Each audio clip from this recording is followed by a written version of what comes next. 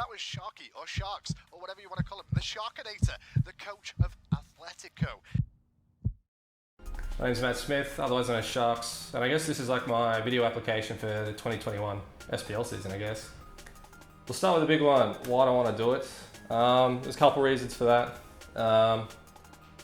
Probably the first one would be because I've had the opportunity before and my responsibilities and stuff while here weren't really sorted, but now everything's just good. Everything's ready to go, so I feel like now I'm finally at a time where I can actually make the move if the opportunity arises. Because I had like the hint of it last year, talking to Vedium quite a bit, I always thought throughout this year and the remainder of 2019, like what if I did go, like would it be as bad as I thought it could have been?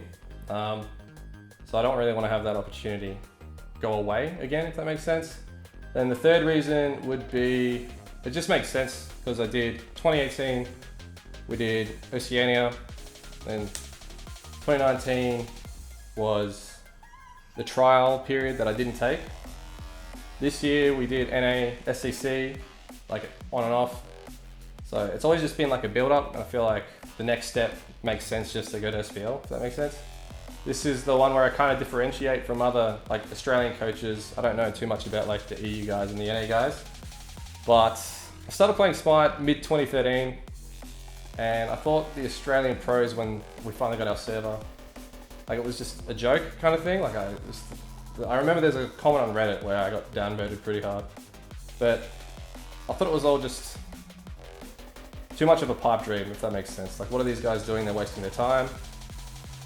I joined my first team like 2015, I think. I was on a holiday. I was like, had no computer and I just played Xbox. We did that, came fourth on my first team. Next split, played for Paragon, I think it was. We won everything. And then because we won everything, I went to the computer, won Challenger Cup on Proper Etiquette, I think it was. After Proper Etiquette, we came last on the Oceanic side of things. Then my jungler left, so I followed my jungler to Legacy, subbed there for like a year, and then went to Atletico to help them as a coach, and won Oce's first game. So it was like from nothing and hating everything to just slowly building up. So yeah. All right, this one's easy. There's a couple actually, but the first one's super easy. Worst coaching moment that I've had, 100%. Game 2 of Atletico versus Armada. Everyone was just like super loud in the booth, and it was like heaps of questions during draft, and you just don't want questions during draft. So I told everyone to like be quiet. We'll first pick Merc, and then let them pick Pele, so then we can pick the Odin into it. And like draft went perfect. I felt like I did really well. And then I super fucked up, and I gave Odin to our support, who was a Baron Samdi main at the time. I gave Baron to our solo laner, who's like one of the best warriors Oce has ever seen.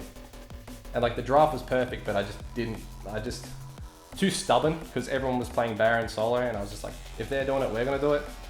It's like the worst call ever. I think we definitely win that set if Osher was on the Odin. I guess another bad coaching moment could be this year, coaching the NA guys from home, like getting up at like 6 or like 5:30, or sometimes like we're staying up till 3 a.m. just like sucks. And also because it was like weird time zones and things like that, I couldn't really help set a schedule for constant improvement. Like they had roster swaps. When we finally got a roster that was stable, we like performed really well, improved really well, and then they got relegated. And most recently, we finally got a mid laner during the Hugs and Kisses era who can really like lead a team, but I didn't really get a chance to set him as like an in-game leader.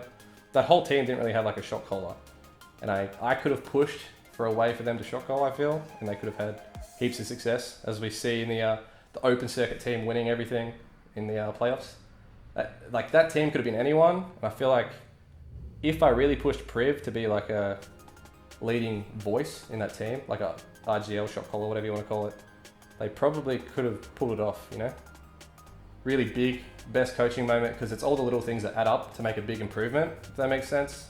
I think the big like coaching moments is like when you all have a discussion together and everyone has the same light bulb, you know, moment where everyone agrees and then you can start making steps. I think they're the big moments. It's no end product, it's like the starting product and how you can improve as a 6-man unit, you know?